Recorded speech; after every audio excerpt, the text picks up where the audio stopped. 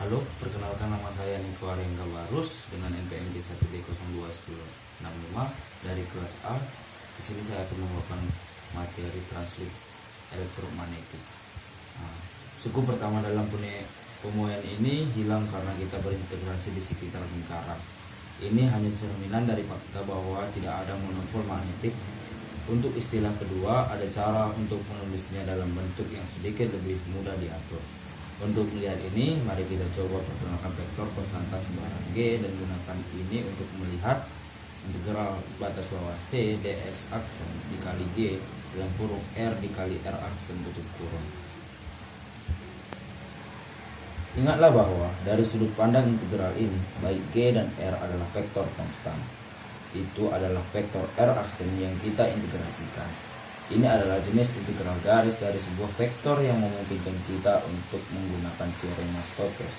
Kita punya integral batas bawah C dx aksen dikali G dalam kurung R dikali R aksen sama dengan integral batas bawah S ds dikali delta kali buka kurung G buka kurung R dikali R aksen tutup kurung sama dengan integral batas bawah S ds I elemen IJK rho aksen I di buka kurung GK RI R aksen I tutup kurung, dimana dalam persamaan terakhir kami menggunakan notasi indeks untuk membantu kami mengingatkan apa yang terhubung dengan apa.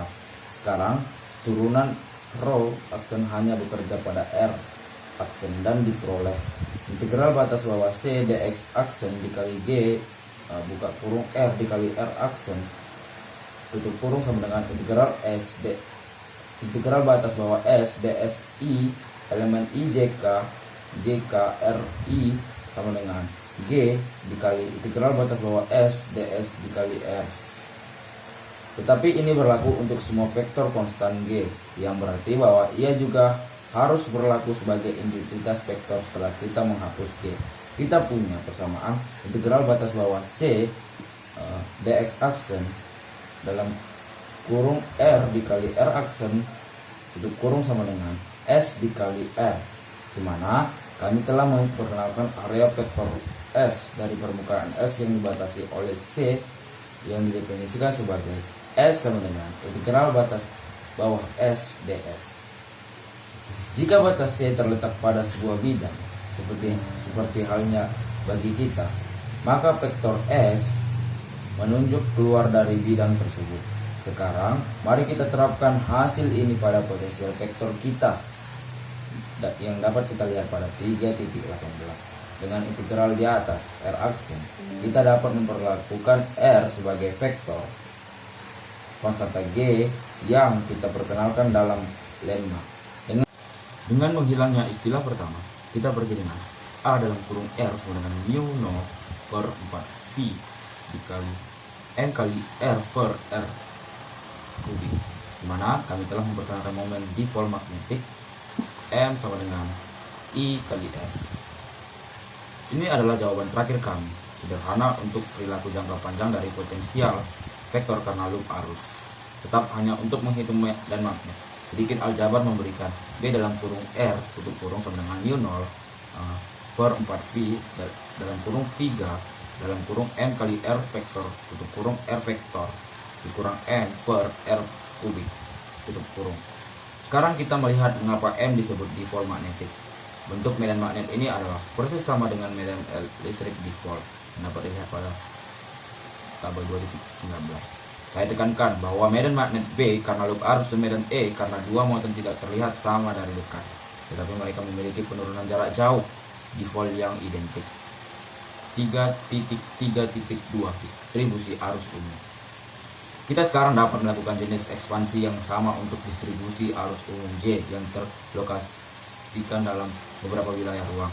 Kami menggunakan ekspansi Taylor dalam bentuk umum dari potensial vektor AI dalam kurung R sama dengan mu 0 per 4V integral D pangkat 3 R aksen per JI R aksen per R kurang R aksen mutlak sama dengan mu 0 per 4V integral D pangkat 3 R aksen dalam kurung JI dalam kurung R aksen tutup kurung per R tambah J I R aksen kali R aksen tutup kurung per R3 tambah dan seterusnya, di mana kami menggunakan kombinasi notasi vektor dan indeks untuk membantu mengingat bagaimana indeks di sisi kiri dan kanan cocok.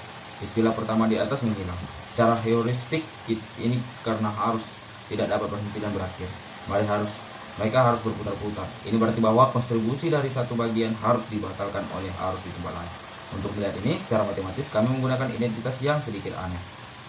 Rho I dalam kurung J I R I tutup kurung sama dengan Rho I J I tutup kurung RI tambah JI sama dengan JI, di mana persamaan terakhir mengikuti dari kondisi kontinuitas J sama dengan 0. Dengan menggunakan ini kita melihat bahwa suku pertama pada 3.21 adalah turunan total dari per mu per R rho R aksen kali I daripada per rho RI tutup kurung yang hilang jika kita mengambil integral di atas R3 dan menjaga arus terlokasi dalam beberapa daerah interior.